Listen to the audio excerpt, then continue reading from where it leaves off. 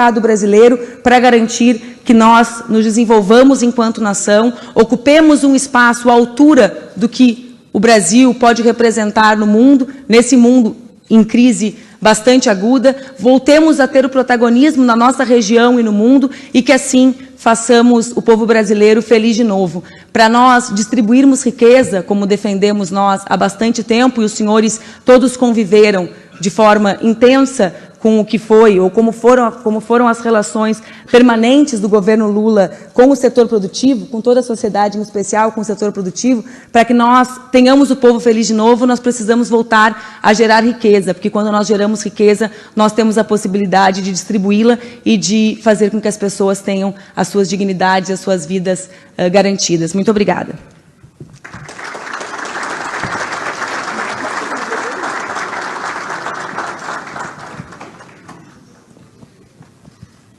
Vamos começar com as questões. A ordem é mais ou menos a mesma que eu segui com a Marina Silva, aí a gente vai aprofundando a conversa. Eu queria começar falando sobre a questão do investimento em infraestrutura. Logo na abertura, nós falávamos da queda muito forte que houve nos últimos anos, está num nível muito inferior ao necessário para corrigir defasagens, para alavancar o crescimento da economia de fato, né? Gerar mais empregos, gerar mais atividade. Agora, no processo de ajuste fiscal tem caído muito investimento com recursos públicos, né? Então, quando se faz ajuste, se corta muito a participação do Estado. Há necessidade de ter participação da iniciativa privada, mas nós sabemos, historicamente, que o governo também tem um papel importante. Como retomar esse papel do governo, como conciliar com o ajuste das contas, como estimular, de fato, investimentos?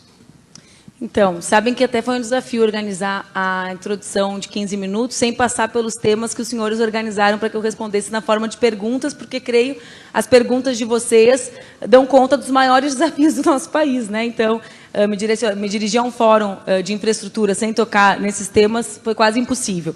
Primeiro, na nossa interpretação, a recomposição da capacidade de investimento público é a prioridade, essa é a tradição brasileira. As medidas adotadas pelo último governo, elas emitem sinais absolutamente contraditórios e que não tiveram resultados exitosos. Eu me refiro, por exemplo, ao que significa a Emenda Constitucional 95, eu repito ela, porque ela é tornada um instrumento constitucional de proibição de investimentos públicos numa área determinada, que o Brasil tem um déficit bastante grande, que são os investimentos em infraestrutura social. Qual foi o resultado desse conjunto de cortes adotados pelo governo? Foi a melhoria ou a diminuição do déficit? Não. Né, o resultado foi o agravamento do déficit, porque, como os senhores sabem, à medida que o governo investe menos, ele arrecada menos, e, portanto, na nossa interpretação, esse ciclo aberto pelo governo é um ciclo que, pelo governo atual, é um ciclo que precisa ser cortado. Eu sistematizei na forma de algumas propostas concretas, porque, do ponto de vista político, nós vemos uma ofensiva muito grande a um conjunto de medidas que foram adotadas, na nossa interpretação, mesmo que possam ser ajustadas, mas que foram adotadas com relativo êxito durante um longo período, como foram, por exemplo, as medidas adotadas pelo BNDES, ou a ideia de que nós precisamos ter crédito de longo prazo com taxas de juros especiais, né? O mundo pratica taxa de juros negativas e o Brasil desmonta os seus instrumentos de ampliação do crédito para aqueles que precisam investir. Então, de um lado, nós precisamos recompor a capacidade de investimento do Estado. A nossa coligação trabalha com a proposta de que nós possamos trabalhar, né, que nós possamos refletir sobre a construção do Fundo de Financiamento de Infraestrutura, com o uso... os valores, eles são importantes, não por causa dos senhores, senão porque eles tratam a repercussão sempre, né, ela gera um determinado impacto. Mas com uma pequena parcela do redirecionamento das reservas internacionais. Qual o montante disso imediato? Né, por isso, eu disse, o percentual torna-se irrelevante. Nós calculamos que com aproximadamente 10% do que são as reservas internacionais, junto com recursos privados e do BNDES, nós podemos chegar a um total de 100 bilhões de reais imediatamente para investimentos em infraestrutura. E que, portanto, isso pode garantir, digamos, um primeiro grande estímulo da recomposição dos investimentos públicos. Existem um outro conjunto de pautas, mas as perguntas, eu vou acabar entrando no que diz respeito às outras perguntas que foram elaboradas pelos senhores. Para mim, parece claro que nós temos que ter uma prioridade com esses 10%, né, com esses 100 bilhões de reais. Qual a prioridade inicial, né, ou número 1? A retomada das 7 mil obras paradas no nosso país, um conjunto delas de obras de infraestrutura urbana relacionadas ainda à Copa de 2014. Ou seja, as capitais brasileiras, os senhores convivem com isso cotidianamente, imagino como eu, muitas delas são cidades com obras abertas, com vias interrompidas e sem recursos para acabarem as obras. Portanto, se existe uma forma, né, de nós conquistarmos o recurso, se nós temos que ter uma prioridade, imaginamos nós a prioridade deve ser a conclusão dessas 7 mil obras que já estão em andamento no Brasil. Agora, a falta de harmonia entre o Poder Executivo, Legislativo e Judiciário, nós falávamos sobre isso também, tem sido um alvo aí de insegurança jurídica, há muita disputa entre os poderes, projetos que são interrompidos, que têm que parar no caminho, não é apenas a falta de recursos, de planejamento, porque há um embate, né, muitas vezes jurídico, em torno da execução desses projetos. E tem intervenções diretas do governo em várias áreas, isso já nós temos um histórico aí que acaba mexendo também com a segurança do investidor, com a atração de investimentos. Recentemente, nós estamos citando aqui como exemplo a tabela do frete, mas houve outras intervenções. Então, como se lida com isso? Com a participação do Estado, Judiciário, a falta de um planejamento, talvez de uma proposta melhor estruturada, que evite esse embate quando a obra ou projeto já estão em andamento? Talvez um dos centros ou uma das questões mais relevantes dessa eleição é que nós possamos imaginar que essa ida para o futuro do Brasil, que começará em 2019, seja num ambiente de harmonia entre os poderes novamente, né? Talvez isso tem muita relação cotidiana e antiga com o conjunto dos investimentos públicos e privados que são feitos no Brasil, mas essa desarmonia, digamos assim, tem aparecido de forma bastante gritante, evidente, no processo eleitoral. Então, quando nós falamos que a eleição deve ser um momento de virada da crise, de reflexão sobre qual Brasil nós queremos, está no centro também a retomada de uma relação harmoniosa entre os três poderes.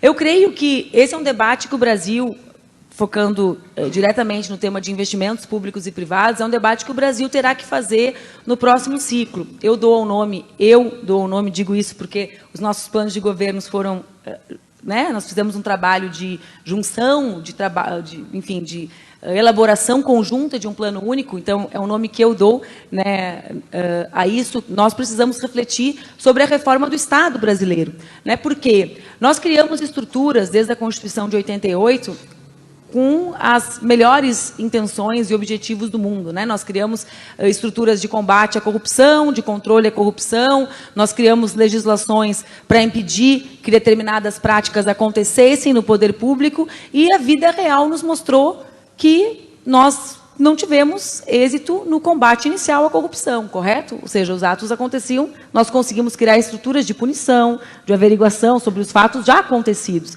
E, ao mesmo tempo, essas mesmas estruturas, ou uma grande parte delas, são sombreadas com os espaços de permissão de investimentos. Então, nós precisamos ter um ambiente, imagino eu, de controle absoluto e que impeça a corrupção de acontecer na sua origem, né? Evidente que é importante punir depois que acontece, mas o ideal é viver num país que a gente tenha menos atos, né? Numericamente, cada vez menos atos. Então, é preciso imaginar como criar estruturas que combatam a corrupção na sua origem e que não sejam obstáculos permanentes aos investimentos públicos e privados. O Estado brasileiro tem um conjunto de amarras, né, para os investimentos. Se eu sentar numa outra plateia, por exemplo, que seja a plateia de cientistas e de pesquisadores, eles dirão que cada vez mais tem mais receio de pesquisar no Brasil. Nós temos... está na prisão, por exemplo, hoje, o Almirante Otto, uma das pessoas que mais pesquisou sobre energia nuclear no Brasil, né? Ou seja, a gente precisa saber que as pessoas, os agentes públicos têm, inclusive, receio de avançarem em licenciamentos ambientais, quando nós vamos para os municípios ou para os estados e mesmo para a União, em função das responsabilidades individuais que assumem perante o Estado brasileiro. Portanto, nós chamamos isso de reforma do Estado. Não está pronto, né? São reflexões sobre o conjunto de gargalos para que os investimentos públicos e privados possam acontecer no nosso país. No final do governo, eu não tenho clareza do ano, mas nós criamos a empresa de planejamento e logística, creio eu que foi no final do segundo governo do presidente Lula. Minha memória me coloca ali, posso ter alguma imprecisão de ano. Nós acreditamos que essa empresa pode ser um espaço reformulado também para dar conta da facilitação dos investimentos públicos e privados. Para nós sairmos da crise, nós não teremos tempo a perder. E, portanto, é preciso pensar em espaços que agreguem iniciativas e que sejam espaços de interlocução entre órgãos do governo, como inicialmente era a proposta originária da empresa de planejamento e logística, a EPL, para que deem conta desses desafios da forma mais veloz possível, garantindo, eu repito, que nós tenhamos absoluta lisura nos investimentos públicos, mas a velocidade que o Brasil e o povo brasileiro precisam. Agora, como que se daria essa harmonia maior entre executivo, legislativo e judiciário diante da condição que nós temos hoje, de divergências muito grandes, e no caso de projetos, muitas vezes tem uma questão até ideológica, que determinados planos não seguem à frente, vem aquela guerra de liminares, que vai desde um projeto mais simples, de uma concessão, até um plano maior de privatização. Né? E entra também na construção, aí tem a questão ambiental, que muitas vezes pesa. Então, é como se o projeto não conseguisse agradar a todos, porque ele não foi bem formatado. Então, como se resolver isso? Eu acho que a minha resposta ela enfrenta isso de duas formas, né? Eu fui parlamentar em todas as esferas que é possível ser parlamentar. Eu fui vereadora, fui deputada federal e sou deputada estadual. Então, quem acompanha a rotina de prefeitos de pequenos municípios sabe que quanto menor é o espaço de execução da obra, maior é a confusão que acontece, né? Pela menor relevância política que aquilo adquire. Então, esse é um problema que nós enfrentamos nos 3 entes federados, né? O problema de como as obras acontecem, quem as fiscaliza, e nós não temos uma resposta importante, que é quem fiscaliza aqueles que fiscalizam, né? E, portanto, quem faz com que a roda gire. Nós imaginamos que isso será enfrentado de 2 maneiras. Uma, com um espaço que é a EPL reformulado para dar conta de que os procedimentos caminhem de forma mais unitária e veloz, porque também existe algo que é relacionado ao ciclo, né? As idas e vindas dos projetos, as interpretações diferentes sobre eles, e também com uma reflexão sobre a reforma do Estado, sobre esse conjunto de estruturas que tem que dar conta legalmente dos investimentos e que tem áreas sombreadas de atuação. Agora, nessa questão da reformulação do Estado para se combater a corrupção, há alguma proposta efetiva em relação a isso? Foi um problema que pegou no início, também na abertura. Eu até citei a questão da Lava Jato, que ela pegou em cheio um núcleo que era responsável pela infraestrutura do país. Então, pegou grandes empreiteiras, a Petrobras, nós temos outras estatais envolvidas, e isso respondeu por boa parte da diminuição de investimento que nós tivemos. Então, você citou essa questão da possibilidade de uma revisão do Estado para evitar que essa situação se perpetue, porque a gente continua vendo casos assim nas várias esferas. Então, como se daria esse controle? O que teria de mudar fundamentalmente na sua avaliação para que essa história não se repetisse? Vê bem, eu tenho uma interpretação com relação aos escândalos de corrupção no nosso país. Eles aconteceram. Vários atos de corrupção aconteceram e acontecem em grandes obras de infraestrutura no Brasil inteiro há muitos anos. Ou seja, nós precisamos pensar como garantir que eles não aconteçam mais. Os americanos, por exemplo, defendem estruturas que eles chamam de estruturas de accountability, né? Que são de transparência com participação social como meio de controle. O mundo investe em mecanismos de controle à corrupção. Mas o que acontece no Brasil, e é isso, e nesses 9 meses pude falar um pouco sobre isso, por isso, mais uma vez, eu digo que falo com esses termos em meu próprio nome, é que nós, ao combater a corrupção, ou com a intenção de combate à corrupção, paralisamos os investimentos. E, portanto, para nós irmos para o futuro, nós teremos que fazer uma nova equação, certo? A equação de controle da corrupção, mas sem tratar a todos que investem como se criminosos fossem. Investir não pode ser uma prática criminosa no Brasil. Investir em infraestrutura, seja o dinheiro público ou seja o dinheiro privado, deve ser visto como aquilo que nos garante, ou que pode nos permitir que nós tenhamos um projeto de nação. Vejam como acontecem esses episódios nas nações desenvolvidas. Os países desenvolvidos permitiriam que as suas empresas quebrassem durante operações de investigação de corrupção, não. Eles tocariam o conjunto de investigação de corrupção com o rigor que é preciso tocar, que deixa-se isso claro e registre-se isso, mas garantindo a competitividade das suas empresas. Né? Como aconteceu isso no Brasil? Aconteceu com o esforço, ou com muitos dizem até com uma articulação para isso. Vejam, nós vamos entrar na próxima pergunta sobre a IPI. Dos 92 ou 97 projetos que foram aprovados, 42 são de empresas estrangeiras.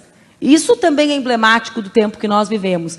Por isso, eu repito, nós não temos uma proposta final formulada, mas todos são sabedores de que o Estado brasileiro tem entraves para investimentos, correto? Né? Existem entraves para investimento, existem espaços que deliberam simultaneamente, existe um rito que leva muito tempo e que nós não tivemos êxito com esse rito. Eles foram criados com um objetivo, o controle e o combate à corrupção. Nós tivemos êxito? Portanto, é hora de nós pensarmos um outro caminho, com rigor. Vejam, quem defende investimentos públicos em políticas sociais como eu, quer que cada real do dinheiro público vá para a política social. Faz muita diferença o dinheiro ir ou não ir, mas quer que o dinheiro vá, e não que ele fique parado, sem a capacidade de investir. Então, nós teremos que, ao construir esse novo projeto de desenvolvimento de nação que nós defendemos, pensar num novo pacto do Estado brasileiro, de como ele funcionará para atrair investimentos privados e ter capacidade de fazer os públicos com maior velocidade. Eu repito, com rigor no controle e no combate à corrupção. E nós temos uma pergunta específica na área de saneamento básico, dada a defasagem que o Brasil enfrenta. O país tem mais de 100 milhões de pessoas sem coleta de esgoto, e há pressões de corporações públicas, tem sido determinante na definição de modelos regulatórios que acelerem o investimento e aumente a produtividade operacional. Eu queria saber a sua visão em relação a isso, especificamente saneamento, mas a forma mesmo, a produtividade operacional das estatais, como se levar adiante os projetos, na verdade, com mais eficiência, né? Porque no caso do saneamento, algumas projeções jogam resultados mais satisfatórios para o próximo século. Não só no saneamento, né? Se nós mantivermos essa política de ajuste fiscal que impede os investimentos públicos em áreas sociais que são relevantes para o Brasil, vários sonhos do povo brasileiro talvez não se realizem nem sequer no próximo século, né? Nós estamos em 2018, nós levaríamos provavelmente mais do que 80 anos para garantir os 70% de inclusão de crianças nas creches. E eu começo por esse dado, porque é comprovado que nas áreas com baixo saneamento, as crianças aprendem 18% menos. Assim como é comprovado que o investimento em saneamento, cada R$1 investido em saneamento economiza R$4 em saúde, né? E, portanto, pensar um Brasil a médio e longo prazo, ou um projeto de Brasil a médio e longo prazo. Cito esses dois dados porque, para mim, eles são emblemáticos de como esse tema do saneamento tem relação com uma ideia de país, né? A gente, quando pensa a materialização da desigualdade brasileira, nós olhamos o que é a realidade de acesso ao saneamento e à água no norte do Brasil, né? Se existe talvez uma cara do que é a ausência de projeto de país, é o norte do país, a região que tem toda a floresta amazônica e uma parte da reserva de águas do mundo, né, que ela possa ser a região com menor acesso à água ainda do Brasil. Então, nós tivemos, e dentro da pergunta que vocês enviaram por escrito, né, para nós, havia um questionamento concreto com relação à medida provisória, e eu sei que os senhores sabem que o conjunto das bancadas que fazem parte da nossa coligação se posicionaram e se posicionarão contrárias a essa matéria, a forma como foi apresentada. Existe uma razão central. Para nós, esse governo não tem legitimidade para propor um ajuste legal com tamanha envergadura para o Brasil. E, portanto, na nossa interpretação originária, né, que é a ideia de que a água e o saneamento devem ser obrigações do Estado e que nós temos que garantir que os investimentos públicos aconteçam nessa área, inclusive conjugados com outros investimentos que são feitos, né, como é o caso do Minha Casa Minha Vida. Também creio que os senhores sabem que a maior parte desses empreendimentos, ou uma parte grande desses empreendimentos, acontecem, os investimentos em infraestrutura urbana são feitos, muitas vezes ainda sem água e esgoto, né? E, portanto, em algumas das ocasiões são feitos 2 investimentos, porque se fecha a rua e depois tem que se quebrar a rua quando o esgoto ou a água chegam naqueles locais. Então, é preciso pensar, que esse governo, na nossa interpretação, eu imagino que fosse a segunda pergunta que tu fosse me fazer como réplica, não tem legitimidade para propor uma alteração legal dessa dimensão. Isso deve ser fruto de um processo eleitoral, na nossa interpretação, legítimo, né, e que debata rumos para a crise do país. Esse é o momento que estamos fazendo isso. E 2, também, na nossa interpretação, devem ser obrigações do Estado, mas, no próximo ciclo, nós vamos ter que pensar como conjugar os investimentos públicos em infraestrutura com os índices que ainda são baixíssimos no nosso país, sobretudo na região norte e nordeste, que são índices ainda mais graves do que do restante do Brasil. Porque, independentemente dessa nova proposta, o fato é que a gente tem uma defasagem imensa, né, que nós tivemos vários governos que não conseguiram resolver. É um dos problemas que o Brasil tem na infraestrutura, que são dos mais sérios. Inclusive, você colocou a questão das crianças, índice de mortalidade, doença e a própria educação. Né? Então, é uma coisa que se deve para a população, sem dúvida. Agora, como acelerar? O projeto seria pela União, estados, municípios, há alguma proposta em relação a isso? Já é responsabilidade do conjunto dos entes, né? Agora, todos nós sabemos que os investimentos, os grandes investimentos em infraestrutura nacional, com a divisão de recursos acontecendo da maneira que acontecem hoje, precisam ser emparcerados com a União, né? Os municípios que conseguiram realizar obras de vulto em saneamento fizeram a partir de um conjunto de empréstimos internacionais. Eu cito o caso, imagino que os senhores conheçam, do PISA, na minha cidade, que é a cidade de Porto Alegre, um projeto que já tem quase 3 décadas. Eu tenho 37, acho que ele é de 89, tem quase 3 décadas, 29 anos que ele foi idealizado e foi feito com um conjunto de recursos que a Prefeitura conseguiu, em parceria com o BID, se não me equivoco. Para quem tem 37, lembrar de um empréstimo de 89, tá? A minha memória de quem concorreu à Prefeitura de Porto Alegre me diz que foi esse o empréstimo conseguido. Então, alguns municípios realizaram dessa maneira. Obras relevantes que aumentaram a capacidade de coleta de esgoto significativamente, como é o caso da cidade de Porto Alegre. Esse vai ser o modelo? Diante de um quadro de crise, imagino que não apenas só esse. Os municípios e os estados também precisam ter a recomposição da sua capacidade de investimento. Portanto, penso que será emparcerado. Bom, agora vamos falar da indústria, que já foi, inclusive, destaque da sua apresentação, que a indústria, desde a década de 80, vem perdendo muito espaço no PIB, caiu de 20% para 10%, há um impacto negativo sobre renda, sobre emprego, sobre competitividade, potencial de abertura de comércio internacional. Agora, há uma discussão muito grande em relação à participação do Estado também nesse aspecto, a questão do crédito público e de subsídios. Então, como administrar isso? Estimular a indústria e lidar ao mesmo tempo, até porque há necessidade de algum ajuste das contas públicas, né? Há necessidade do ajuste e as medidas adotadas, comprovadamente, o test drive nos mostrou que o carro não é bom.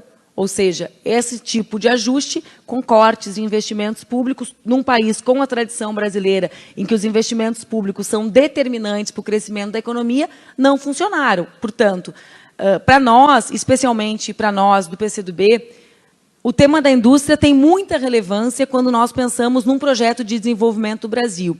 Os investimentos públicos acontecem de muitas maneiras quando nós refletimos sobre a atividade industrial brasileira.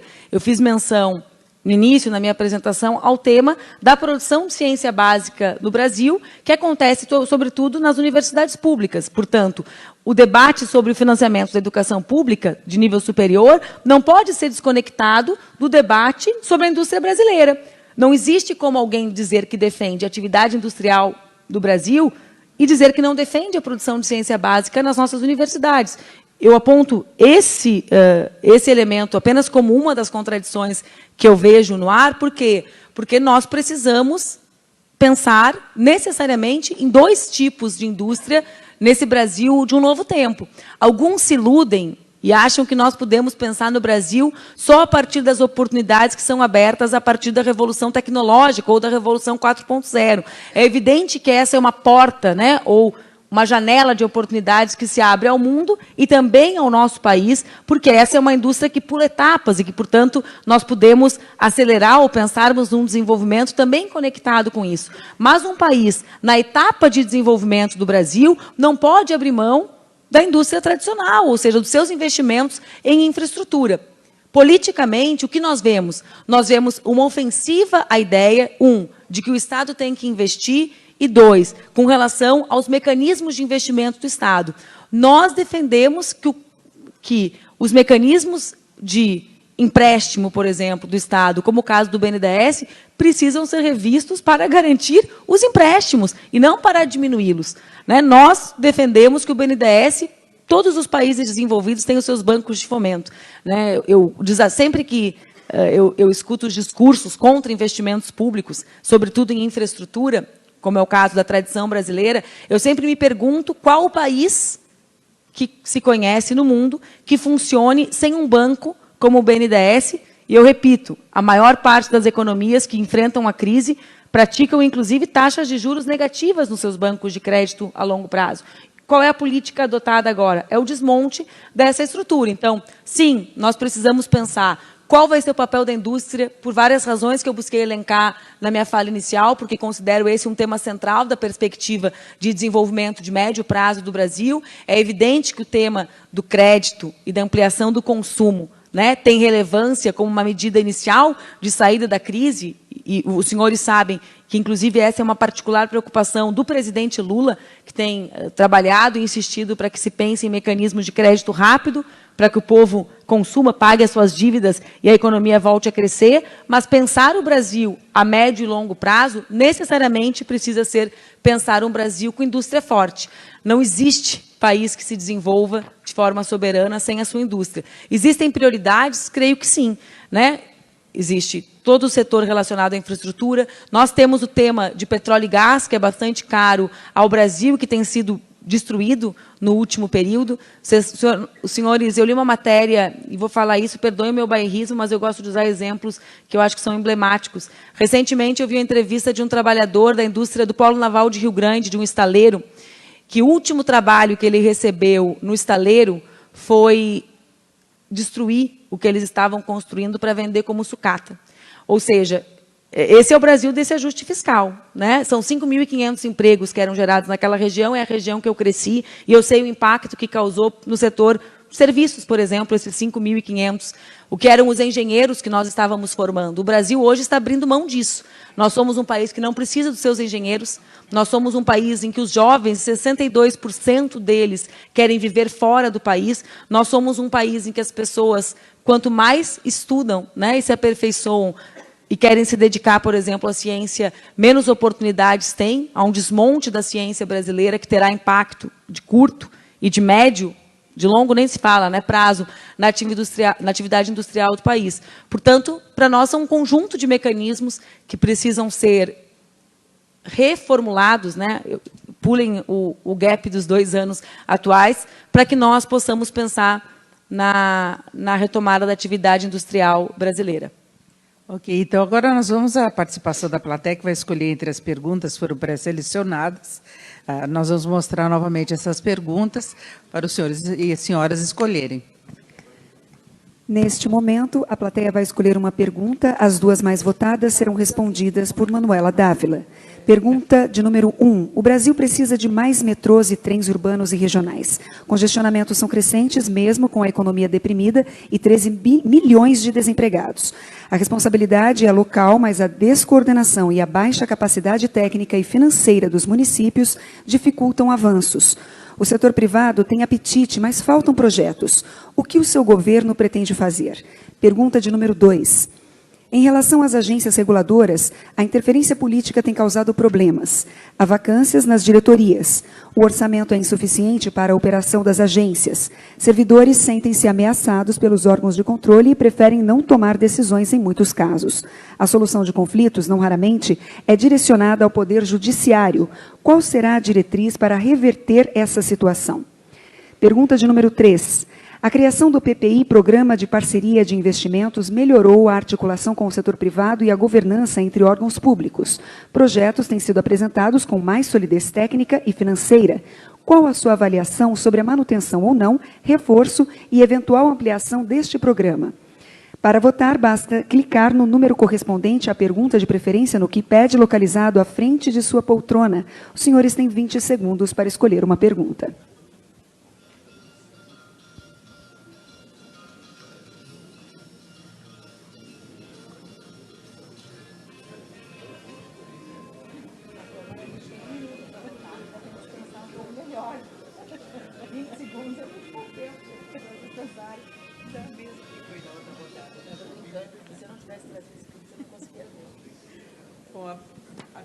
A terceira pergunta foi disparada, aí, a que foi mais escolhida, é a criação do PPI, Programa de Parceria de Investimentos, que melhorou a articulação do setor privado com a governança e órgãos públicos, projetos apresentados com mais solidez técnica e financeira, mas qual a sua avaliação na manutenção, reforço, eventual ampliação desse programa, enfim, na sua visão, quais seriam os rumos aí do PPI?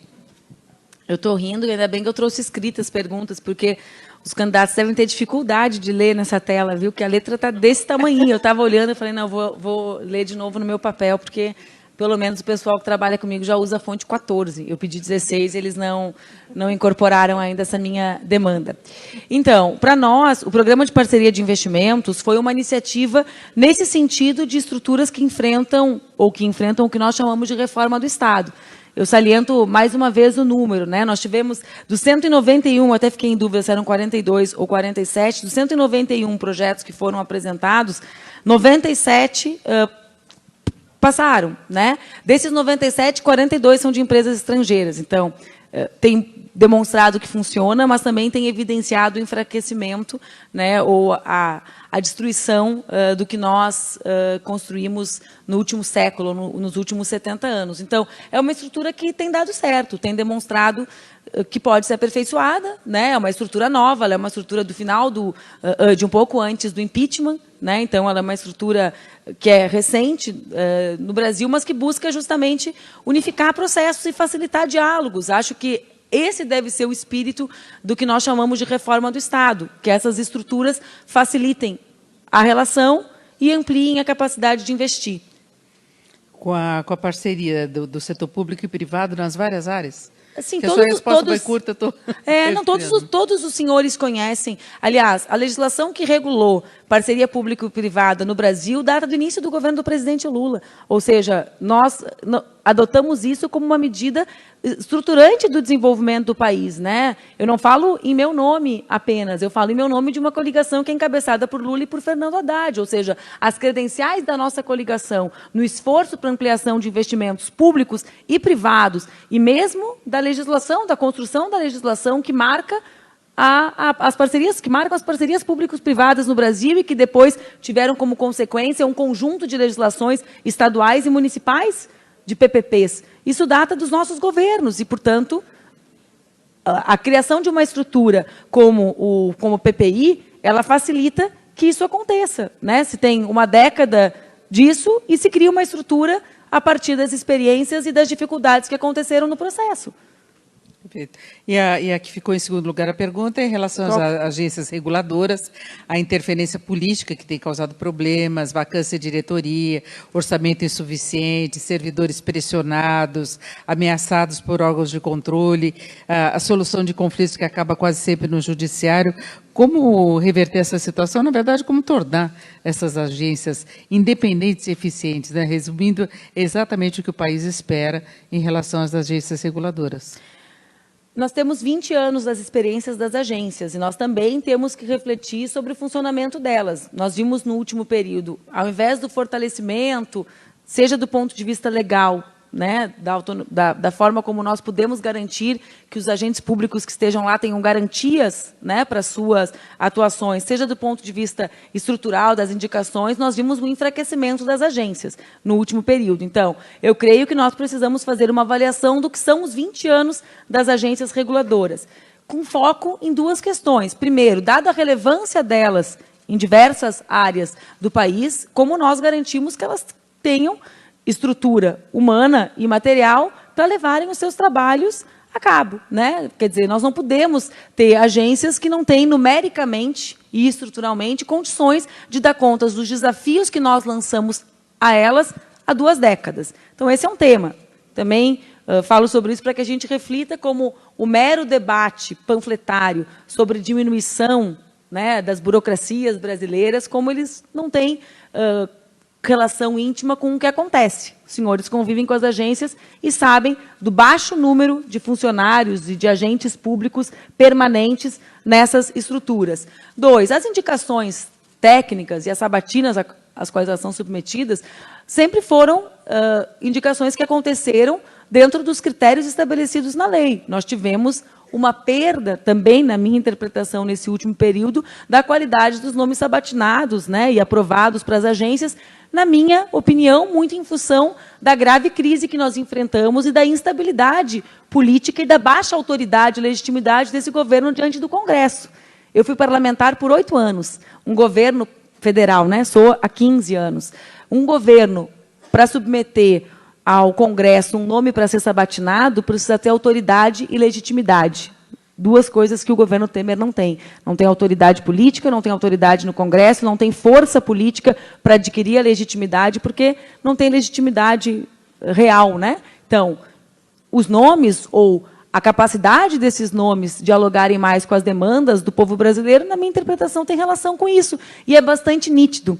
Né? É bastante nítido porque que os nomes, ou que alguns nomes, tiveram essa perda de qualidade técnica, como talvez seja mais apropriado dizer. Por fim, vejam, as questões às quais esses trabalhadores ou agentes públicos permanentes, funcionários públicos que estão nas agências são submetidos, são similares ao conjunto de problemas que aqueles que trabalham em espaços ou de regulação ou de licenciamento são submetidos. Um conjunto variado, né? Então, quem atua na área de licenciamento e sai e licencia, tem responsabilidades infinitas, individuais, suas. Para mim, isso, ou a solução desse tipo de problemas, que são variados do ponto de vista da natureza jurídica, mas que expressam um mesmo problema do Estado brasileiro, devem ser enfrentados nisso que nós chamamos de reforma do Estado. Então, qual a motivação que fará com que alguém que atua na área de licenciamento ambiental, me refiro mais uma vez a esse exemplo, porque enfrentei, ou conseguimos alterar, durante um governo no Rio Grande do Sul, a legislação sobre as responsabilidades individuais desses atores públicos. Qual a motivação que fará com que ele assuma individualmente um conjunto de responsabilidades, inclusive depois, se judicializada a questão, tendo que enfrentar um conjunto de gastos judiciais sozinho? Quem dos senhores faria isso? Qual a motivação? Que tamanho de amor ao Brasil deve ser esse que faça com que essa pessoa haja desprovida de racionalidade sua? Né? Porque com tantos espaços de questionamento dessa decisão, como um indivíduo arcar com tudo isso sozinho? Então, o Estado, ao permitir que isso aconteça, se desresponsabiliza, ao fim e ao cabo, desse conjunto de decisões e individualiza. Porque individualiza em cada um dos funcionários, sejam das agências, sejam os que estão no conjunto de estruturas que autorizam os investimentos. Se é importante para o Brasil e para o seu desenvolvimento, essa lógica está errada. Eu já sei, porque ela é boa, excelente sabatinadora, que ela vai me perguntar como. Né? Do ponto de vista jurídico, ela é excelente, eu sou jornalista de formação, mandei até a mensagem, essa é das boas. Do ponto de vista jurídico, são situações de naturezas distintas. Não é igual alguém que trabalha no licenciamento com alguém que trabalha numa agência. Mas o problema deve ser encarado como um problema comum do nosso país e que precisa ser enfrentado de múltiplas formas, porque, do ponto de vista da natureza jurídica, são múltiplas situações que expressam os entraves para que os investimentos aconteçam no nosso país e, nesse caso, ainda mais grave, que o papel das agências possa ser cumprido, né, e que não seja mais uma estrutura apenas de tornar mais distante a possibilidade do investimento. Eu vou fazer uma coisa para complementar. Estou quase respondendo a última, dos metrôs, trens. Não, só essas duas. Em relação às agências reguladoras e a própria reforma administrativa, não há uma interferência política excessiva nos vários órgãos das indicações, o que acaba deixando um pouco de lado a eficiência, a competência de quem vai administrar. A reforma administrativa não deveria contemplar isso também, uma independência maior dos vários órgãos? Eu não chamo de reforma administrativa, viu? Porque esse seria um outro debate. Mas eu estava remetendo àquilo que você falou da necessidade. Sim, de reforma do Estado. Eu acho que tem esse lado que pega... É que, para mim, isso decorre da ausência de força política do governo no Congresso. Né? Porque as pessoas, não é errado as pessoas defenderem um projeto de país. Né? Aliás, se nós tivermos a clareza de um projeto de desenvolvimento do país, imagino eu, o conjunto de funcionários públicos desse país devem lutar para que ele se realize. Então, o problema, para mim, das indicações ou da perda de qualidade das indicações técnicas é a ausência de força política do governo, de legitimidade e autoridade dele. Por quê? Porque a lei prevê que o Congresso, né, seja copartícipe da indicação das agências.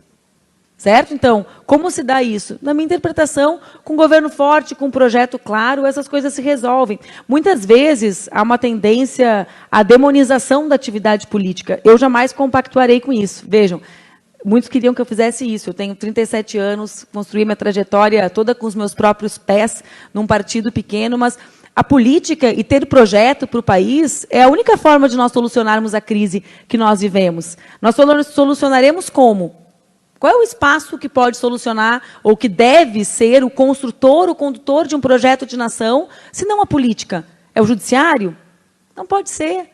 Entre os poderes, né, os poderes que são relacionados à atividade política, o executivo, prioritariamente, né, e o legislativo, são os poderes que se relacionam na construção das saídas para a crise. Então, esse diálogo, na minha interpretação, deve ser feito com tudo fazendo parte de um projeto de nação. Né? Nesse projeto de nação, recompor a capacidade de investimento público e acelerar os investimentos privados, combatendo a corrupção, mas garantindo que os investimentos aconteçam, deve ser central. E, portanto, o conjunto de indicações, o conjunto de ajustes que devam ser feitos para que isso se materialize, tem que estar submetido a esse projeto de país. Ela vai me perguntar de novo, então eu vou começar a aproveitar o meu tempo por mim mesma. Está adivinhando. Não. Nem pensei. Também, mesmo com a minha pouca idade, essa é a minha 7ª eleição que eu disputo com eu mesma. Então, eu também já conheço um pouquinho dos que sabatinam. Chegou quase ao final. Então, por que eu digo isso? Porque nós, no nosso hino, sempre dizemos que o Brasil é um sonho intenso. Né? Pensar um projeto de nação e pensar que nós só enfrentaremos uma crise com a dimensão dessa, porque é uma crise muito grave, se nós tivermos um projeto de país e buscarmos de forma unitária, fazendo um pacto entre o povo brasileiro, entre as trabalhadoras, os trabalhadores do setor produtivo, para irmos para esse futuro de uma nação desenvolvida, de um sonho realizado, deve ser o que nos move. Né? Então, os instrumentos do Estado têm que ser os caminhos que nos levam a esse futuro, e não as pedras no caminho. É isso, eu agradeço muito a sua participação, a deputada Manuela Dávila, que esteve com a gente, a nossa segunda presidenciável, que representa a coligação, não é? Muito obrigada. Obrigada a vocês todos. Bom dia.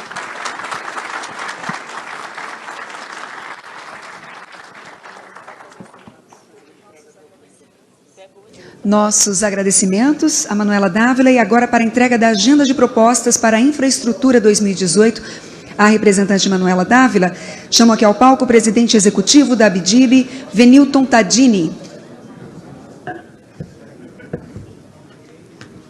Bom, agradeço a participação da representante da coligação, pelo atendimento à nossa solicitação e a participação do nosso evento.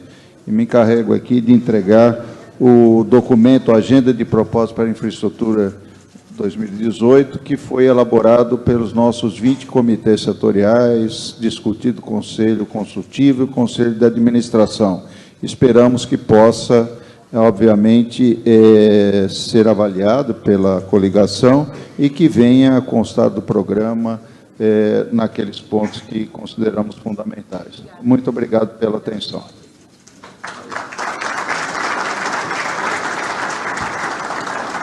Então, fica aqui os nossos agradecimentos. Manuela Dávila, muito obrigada. E informamos que ela vai conceder a entrevista coletiva, então pedimos aos jornalistas que se dirijam à sala de coletiva localizada no subsolo. Nós informamos ainda que estamos transmitindo ao vivo através do nosso canal, o canal da ABDIB no YouTube, e também através das nossas redes sociais. Informamos ainda que temos água à disposição dos senhores nas laterais desse auditório. E ainda informamos que vamos aguardar mais uns instantes até que o próximo candidato chegue até o local. Até já.